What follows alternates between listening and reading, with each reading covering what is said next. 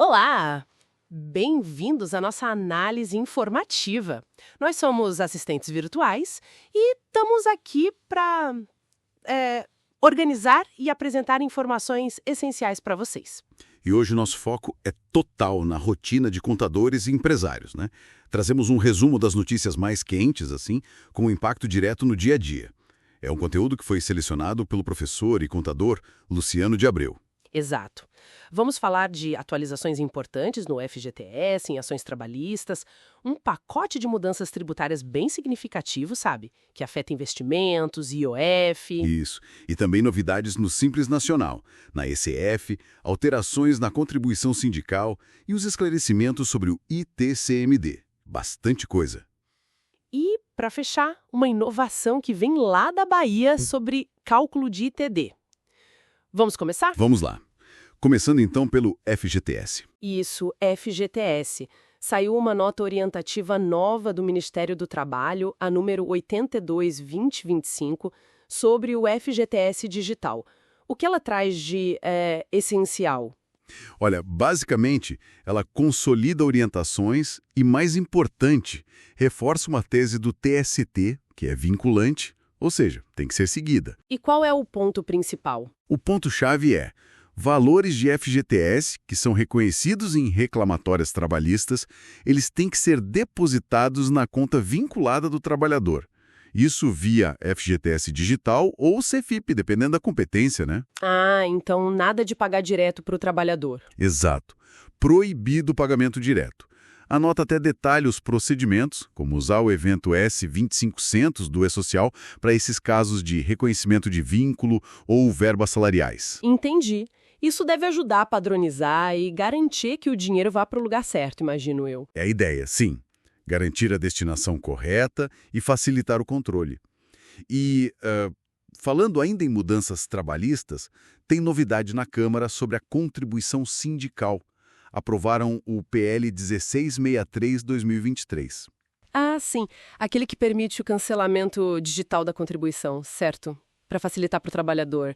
Mas tem gente que critica, né? Qual o argumento? Isso mesmo. A ideia é modernizar, tirar burocracia, permitir o cancelamento pelo gov.br ou plataformas dos sindicatos, apps, até e-mail direto. É uma linha que segue a reforma de 2017, que deixou a contribuição opcional. Certo. E a crítica? Bom, os críticos, como foi mencionado em algumas fontes lá do parlamento, dizem que essa facilidade toda pode acabar enfraquecendo os sindicatos financeiramente. Agora, o projeto vai para o Senado analisar. Ok. Mudando de assunto agora, vamos para o bloco de tributos federais. Teve um pacote grande aí, né? Medida provisória, mudanças em investimentos. Sim, um pacote bem robusto. Para a pessoa física, o que mais chama atenção é o fim da isenção de IR sobre rendimentos de FIIs e FIAGROS. Aquela isenção famosa acabou. Calma, não para tudo. Acaba para as cotas emitidas a partir de 1º de janeiro de 2026. Essas novas cotas vão ter 5% de IR. As cotas antigas, anteriores a essa data, continuam isentas. Ah, bom. E ganho de capital nesses fundos? Aí a notícia é até boa. O IR sobre ganho de capital em FI e FIAGRO cai de 20% para 17,5%. E a regra para compensar perdas ficou mais ampla para a pessoa física. Para a PJ, o IR sobre rendimentos também cai para 17,5%. Entendi. Essa mudança nos FIIs e FIAGROS, que eram quase um símbolo da isenção para a PF, é um sinal claro de busca por receita pelo governo, né? Afeta um mercado que cresceu muito por causa disso. Exatamente. É um ponto para ficar atento no planejamento financeiro, na revisão das carteiras de longo prazo. E não foi só isso, tá? Que mais? Outros investimentos de renda fixa que eram isentos, tipo LCI, LCA, CRI, CRA, debêntures incentivadas. Também vão passar a ter 5% de IR sobre os rendimentos. Nossa! E as apostas esportivas? As bets? A tributação sobre o faturamento delas subiu. Foi de 12% para 18%. E o IOF? Sempre tem alguma coisa no IOF. Pois é, o decreto reverteu aquela mudança da alíquota fixa para crédito para empresas. Voltou para o modelo anterior, sabe? 0,38% na operação, mais 3% ao ano. Ah, voltaram atrás, então. Isso. E também reduziram a alíquota do tal risco sacado, que é aquela antecipação para fornecedores. E criaram limites de isenção para aporte em VGBL. Limites? Como assim? R$ 300 mil por ano de isenção até o fim de 2025. Depois, a partir de 2026, sobe para R$ 600 mil por ano. O que passa disso, paga 5% de IOF. Entendi. Bastante mudança mesmo.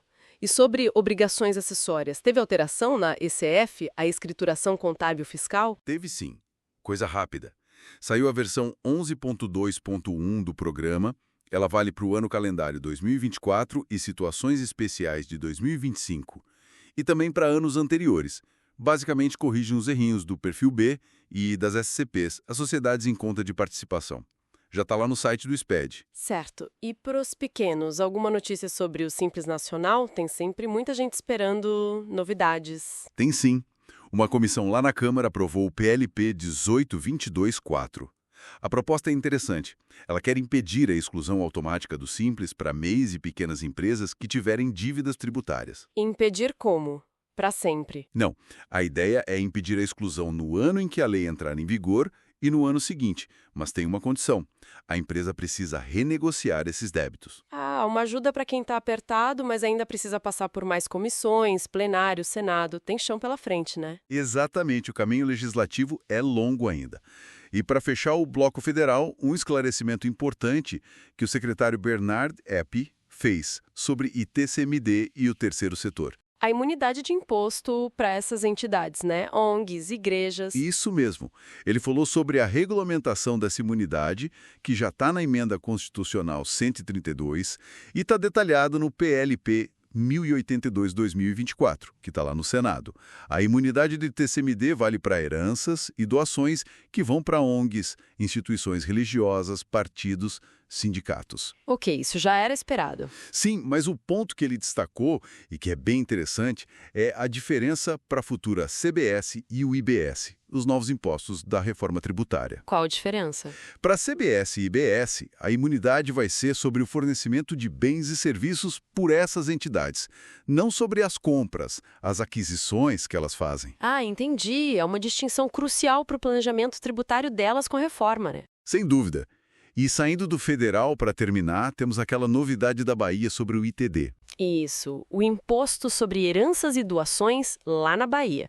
O que eles fizeram? A Cefaz da Bahia lançou um sistema novo, o Sistema de Gestão do ITD, o SGITD.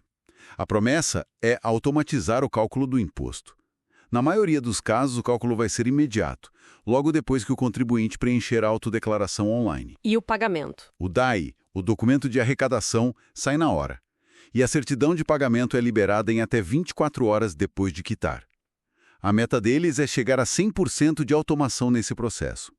O acesso é pelo site da Cefaz BA, usando gov.br. Olha, um belo exemplo de como a tecnologia pode agilizar esses processos fiscais estaduais, né? Muito bom. Pois é. Bom, acho que demos uma boa passada geral pelas principais novidades, né? Recapitulando rapidinho. Regras mais claras para o FGTS nas reclamatórias, aquele pacotão tributário federal mexendo com investimentos, IOF, BETs. Nova versão da ECF, aquele projeto para tentar aliviar as empresas no Simples com dívidas, as regras da imunidade de ITCMD para o terceiro setor sendo esclarecidas. E o sistema novo e ágil para calcular o ITCMD lá na Bahia. E lembrando sempre, né? Este resumo foi todo baseado na curadoria de notícias feita pelo professor Luciano de Abreu, sempre com o foco no que é mais relevante para o dia a dia de contadores e empresários. Fica então a reflexão final. Como é que essa digitalização toda que a gente vê crescendo nos processos fiscais, trabalhistas, FGTS digital,